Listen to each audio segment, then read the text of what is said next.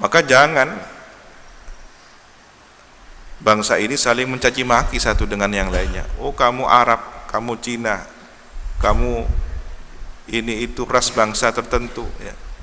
Ternyata kita ini sudah bangsa gado-gado ya, sudah campur ini campur itu.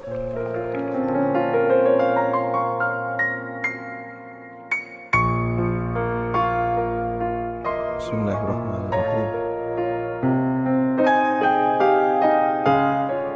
Alhamdulillah.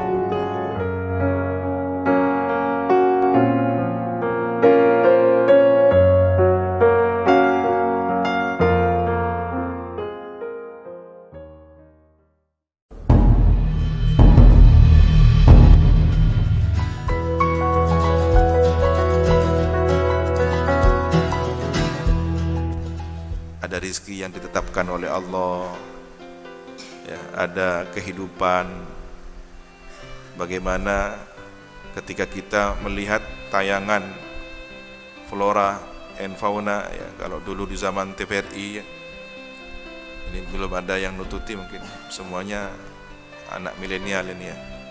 Dulu kita masih kecil ya, di zaman TVRI itu satu-satunya televisi ya yang ditunggu-tunggu, hiburan pendidikan flora fauna.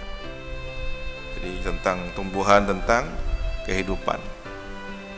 Sekarang sudah banyak channel yang menayangkan kehidupan binatang sampai diteliti sekian puluh tahun. Ada orang reporter atau mereka yang meneliti secara mandiri, hasilnya dijual ke salah satu stasiun televisi.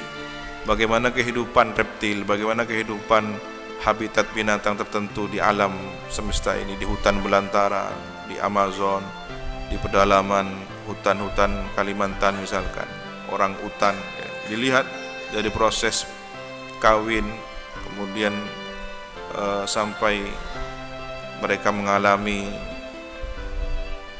dampak dari lingkungan misalkan, itu diteliti.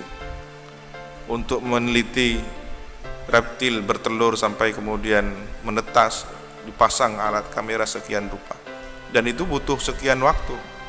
Bagaimana kehidupan mereka di musim dingin, di musim salju, bagaimana mereka bertahan di bawah tanah, di dalam pohon ya. Itu semua butuh waktu, butuh ilmu.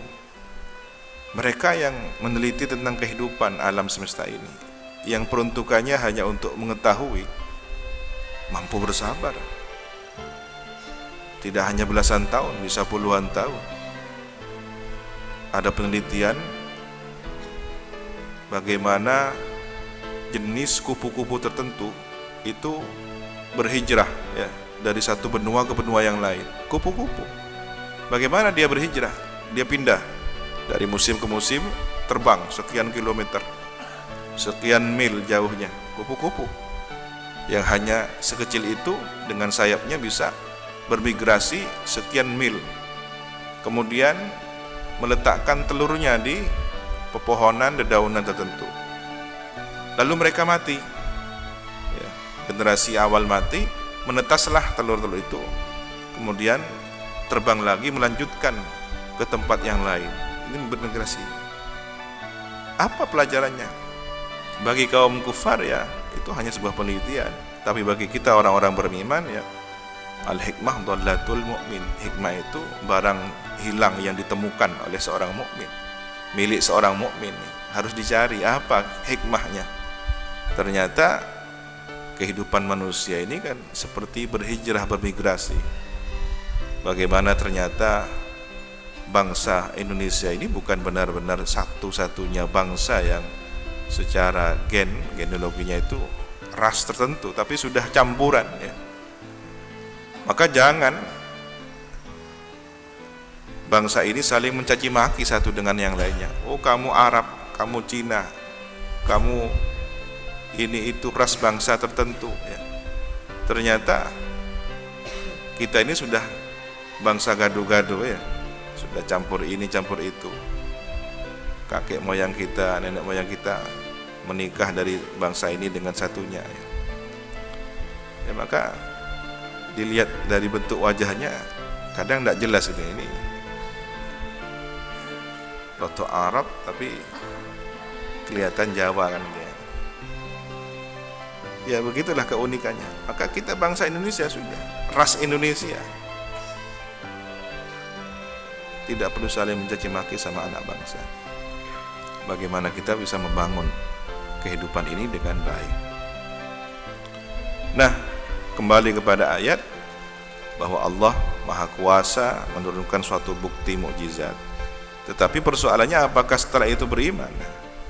Lalu dijelaskan ayat berikutnya, binatang yang ada di muka bumi ini, burung yang terbang di udara, itu seperti komunitas kehidupan manusia yang sudah diatur oleh Allah. Ada jaminan. Ma farratna, tidaklah kami tinggalkan, kami biarkan, tarokna, kami biarkan begitu saja fil kitab, di dalam kitab suci, atau Alkitab di sini ada Al-Lauhil Mahfuz, ya. Min syai'in min zaidah, sesuatu pun. Jadi semua tertulis secara detail di Lauhil Mahfuz. Falam naktubhu, maka kami tidak mencatatnya. Jadi tidak ada satupun yang tak tercatat, semuanya tertulis dengan